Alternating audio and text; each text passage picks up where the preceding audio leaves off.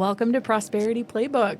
You are back with Britt, Jill, Renee, and Courtney, four friends who came together and decided that their life lessons were worth sharing with the world, hoping that you can learn from the things that we've learned, the mistakes we've made, and the insights that we've gained. Today, we're going to be talking about worth your ask, claiming your value.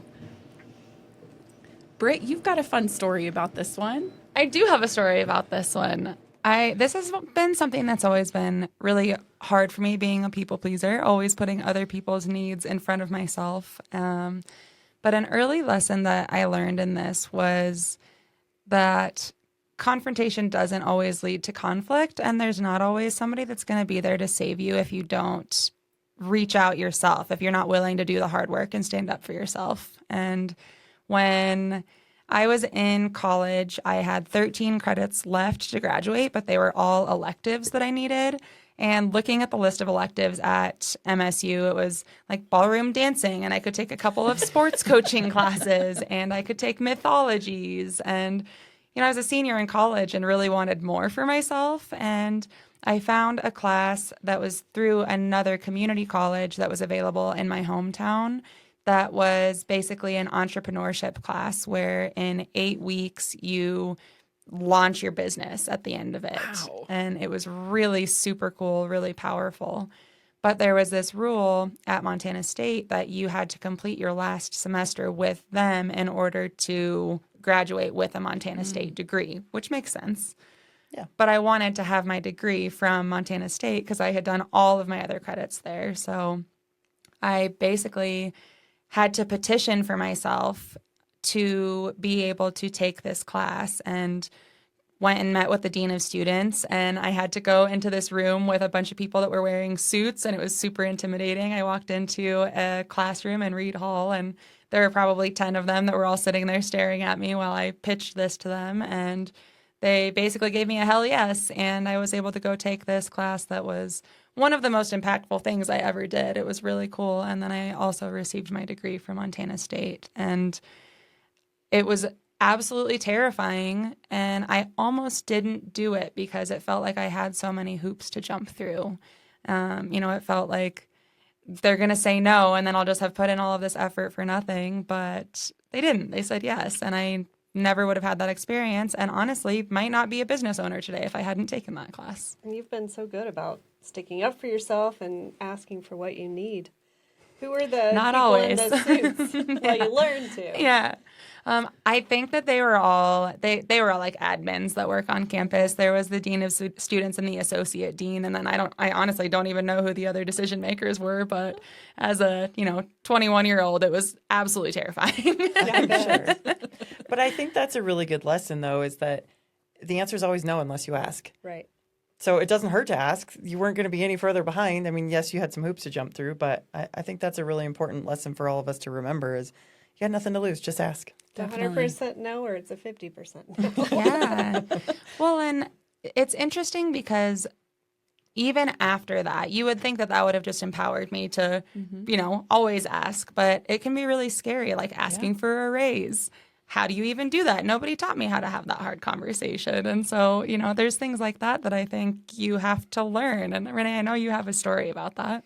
Well, I do. I've been thinking about this a lot lately, and I'm reading this book right now called Never Split the Difference. And it's one of the things that they're really talking about is asking for raises and negotiating for yourself and things like that. And I think the key is just not being afraid to ask for more than what you think. And I think women as a whole tend to not be great at asking. We just assume if we do a great job that people are going to give us what we're worth. And I just don't think that that's how businesses work. I think businesses most of the time are going to be willing to pay you as little as they possibly can because they're in it to make money. And I might get in trouble for this example, but my husband owns a landscaping company, and we were talking about his employees, and some of his best employees are high school girls. And he's like, they'll outwork the college boys all day long.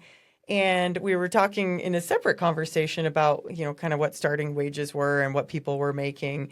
And he was talking to me about how, or I asked him what the high school girls made. And when he told me, I was like, wait, that's less than the college boys. Why are you paying them less? They've been with you for years. And he's like, I don't know, they didn't ask me for more.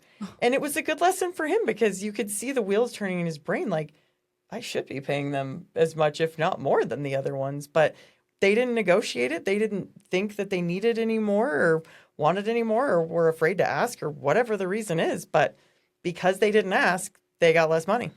Or even at that age, they might not know to ask. Totally. Yep. Or not know their worth too, you know. I Yeah. feel like that's something that I have struggled with setting prices, or you know, feeling like if I offer somebody this crazy expensive policy that it's going to make me look bad because It's expensive. it's expensive. Yeah, and it's almost, it's like, oh, don't reach too high, don't set your ceiling too high. No, bust through that thing. Yeah, I agree. I run into this all the time when people are shopping for mortgage rates, and there's always going to be some online lender that started in the business yesterday that worked at Domino's 2 days ago. True story. I've looked that up before, and it's a thing. Or was a dog walker. And what they're offering and what I'm offering with 20 years of experience and spending a ton of time with you and making sure that you understand the process and that we're on the right financial strategy, that's different than somebody being an order taker and just plugging in a loan application. So, Right. you know, I always want to give customers the best deal that I can, and I do that, but I don't think I should be expected to match what is not true value that somebody else is getting. We get that with real estate too, and we really saw it during the pandemic because everybody wanted to get their real estate license, and there were tons of new agents working with clients at that time that did not know what they're doing. And I've been doing this for almost 30 years now and been with different offices, and they don't all train you. You Yeah. can't. Well, and not only that, just the experience of having time under your belt and transactions under your belt. And as a lender, I work with a lot of real estate agents, and I can tell you that a good one is worth every penny that they make. And 90% of them, honestly, are not great. And it's not necessarily their fault. I think people get into real estate thinking it's going to be easy and it's going to be an easy, you know, way to make a little extra money. And that's just not how it works. I think you have to choose a career agent that has some time under their belt and is really going to work their butt off for you. Well, on the other side of that too, I think a lot of people don't even know. Like when I got into this business, I didn't know what a good salary was for an insurance agent. Yeah. You know, and it's like we talked about before, it's hard to ask, it's hard to talk about money. Say, hey, you know, what salary should I be asking for? What should I be shooting for? Because that's something that we don't know. And I think we're not very transparent about it in the workplace. I know when I was working in the restaurant, there was a rule that was made that front of house wasn't allowed to talk to back of house about our tips because there was such a clear discrepancy between what the front of house and the back of house was making. And so instead of them fixing the discrepancy, they made a rule that we couldn't talk about it. And it just, that I think that goes into so many other industries as well. Yeah, Jill, you had a story about transparency with salaries. Yeah, I worked for a law firm formerly, and they really prided themselves on running like a business instead of running like a law firm. And part of that was making sure that all of the financials were transparent. So they would actually have like this shared folder that everyone had access to, and you could hop in there and you could see everyone's pay stubs. So I knew what I made, obviously, but I could go in and I could see what all of the other attorneys were making. I could see what the paralegals were making. I could see what the executives were making, and I could see, what everyone's bonus projections looked like. So it was a really interesting dynamic. I will say it's a bit of a double-edged sword because as nice as it is to see what everyone else is making, I was there probably about 6 months before another attorney came on board, a male attorney. And then about 6 months after that, I had hopped on there just to look around and see what was what, and noticed that he had recently received quite a hefty pay increase, even though I had double his billable and collectible rates. He was now making an extraordinary amount more than I was. So that prompted me to have a conversation with our chief operating officer to determine, what was the basis of his pay raise and why was it not merit based?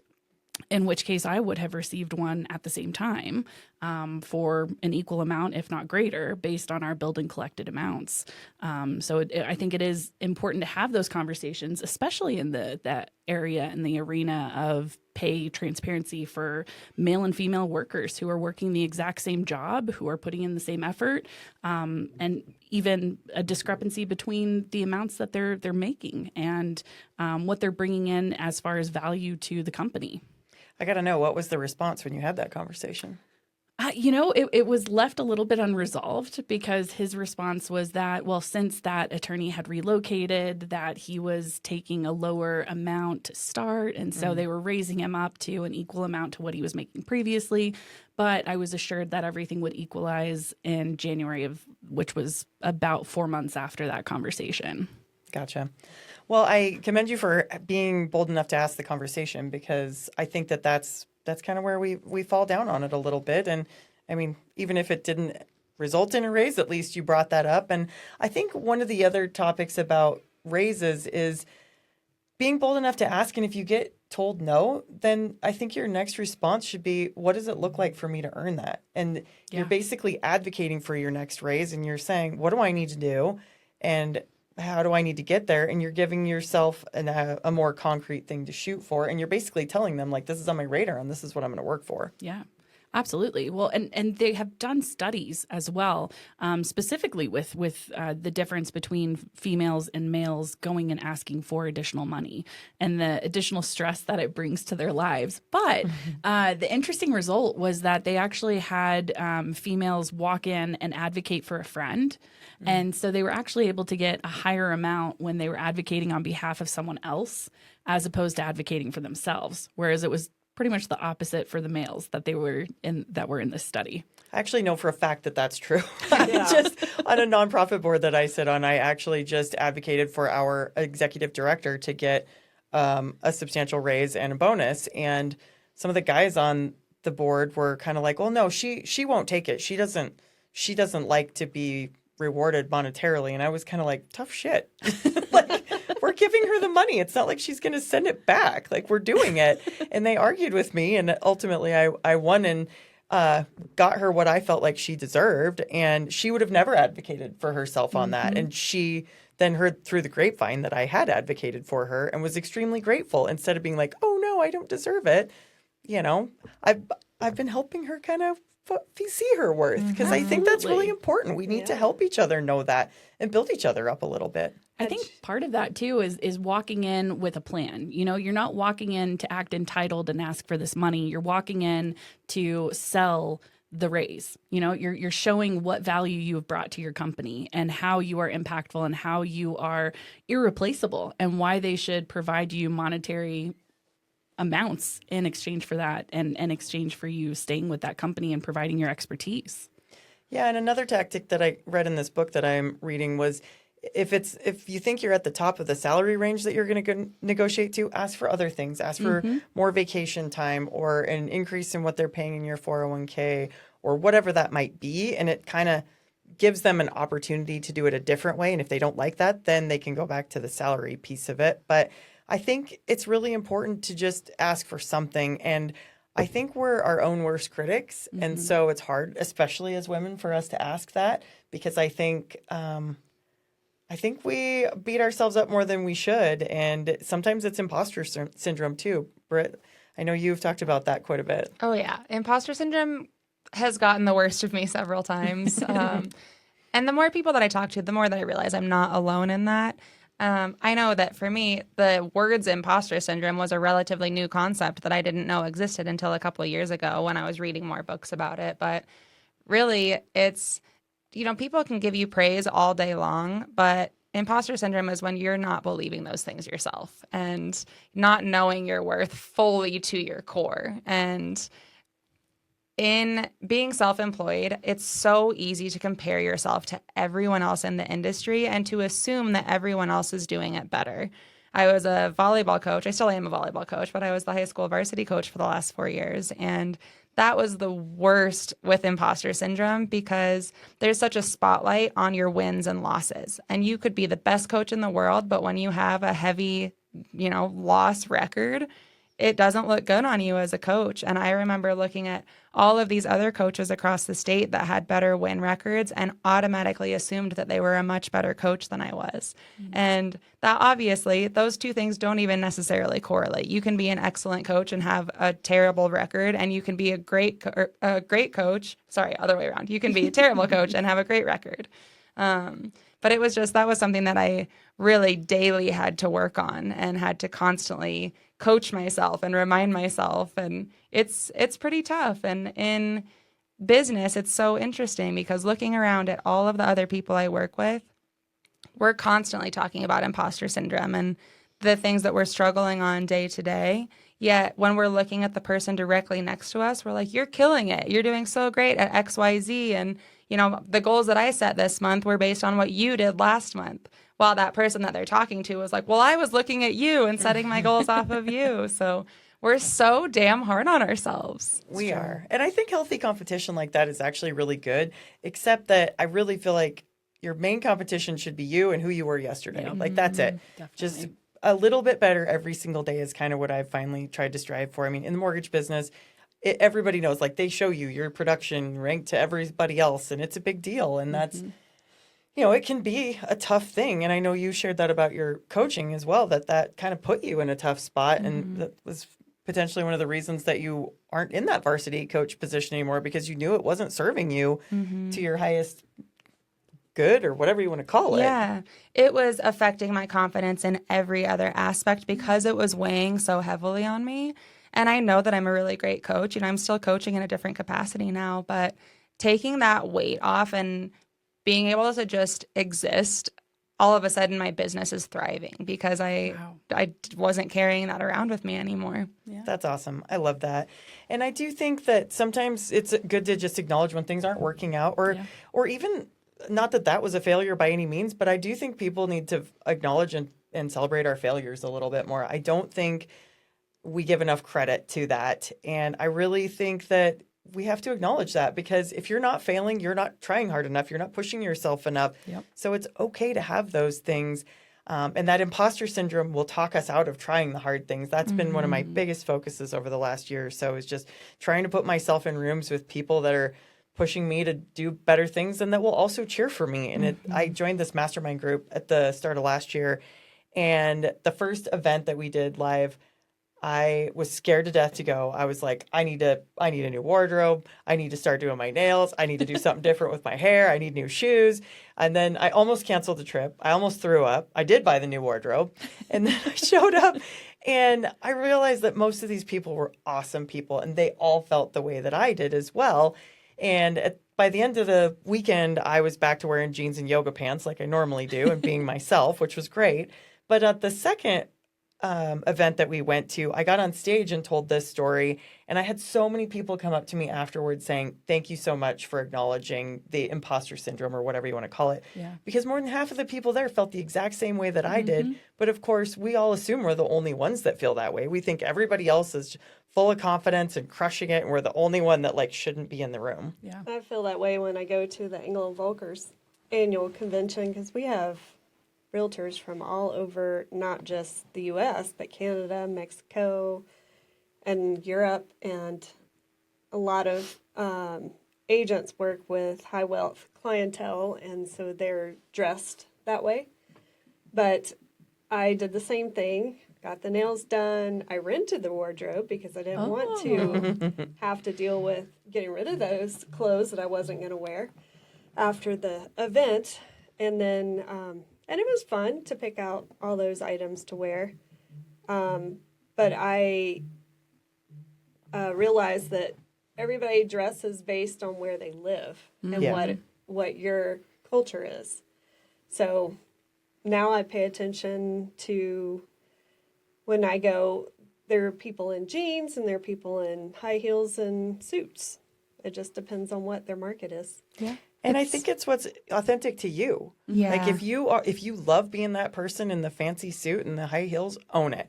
If that's not your jam and you are authentically somebody that's more chill, that's, you know, going to go show properties in their boots because there's going to be mud and snakes or whatever. Like, if you Snow. own it. Yeah, snow.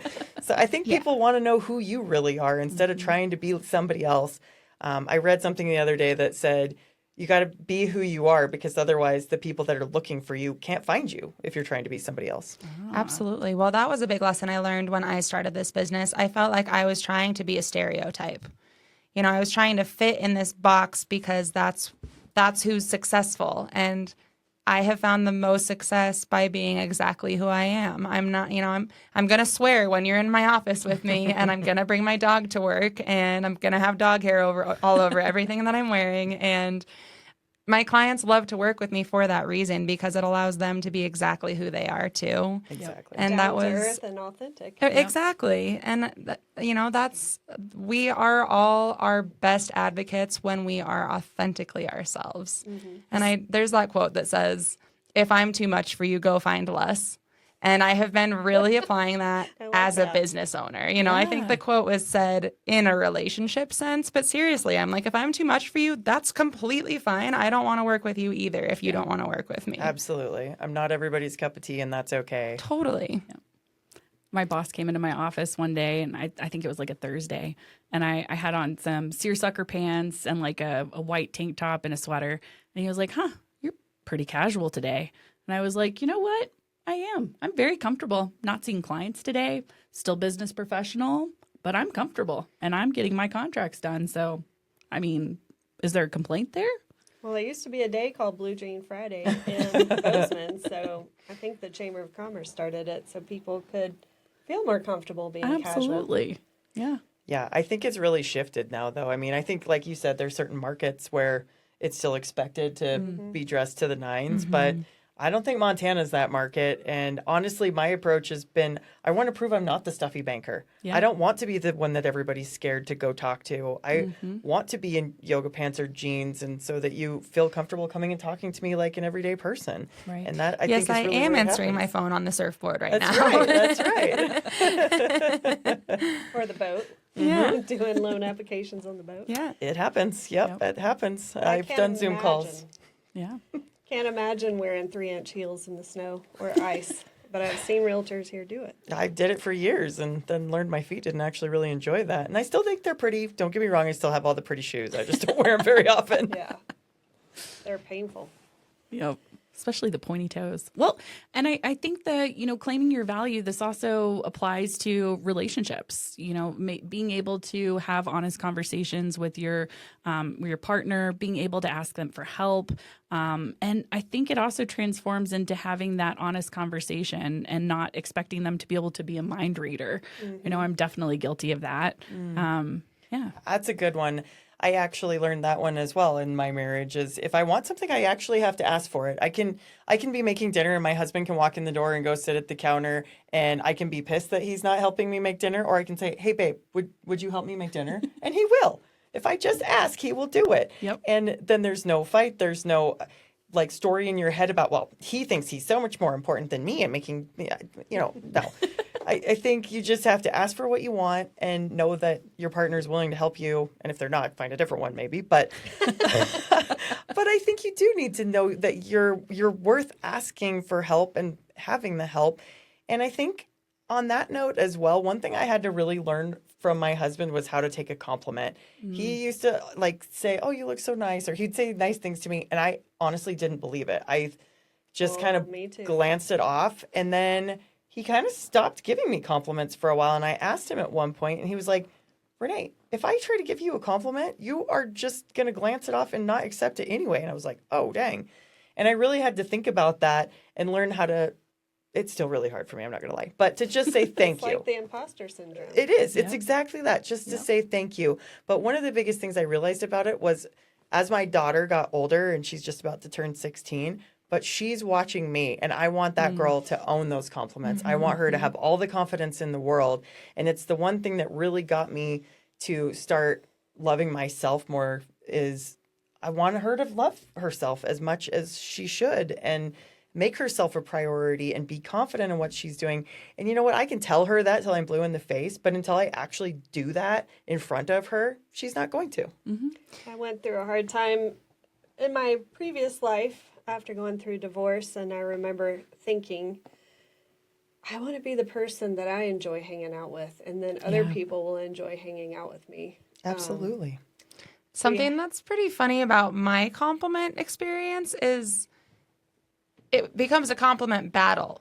I don't say thank you. I immediately give that person a compliment, and I think it's the same thing. I'm still not accepting the compliment. I'm like turning it into a competition.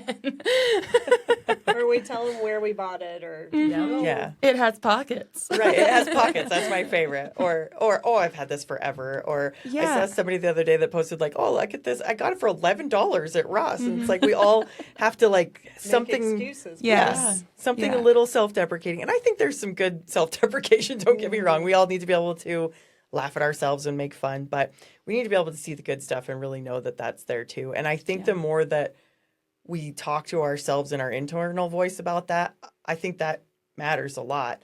That we're who we talk to the most, and we have those conversations in our head, and being able to really say that you are worthy is a big thing. And I just really think it manifests that. Here's a perfect example. I used to think I was this klutzy person that always hurt myself doing stupid shit, and I ran into everything and I always had random bruises.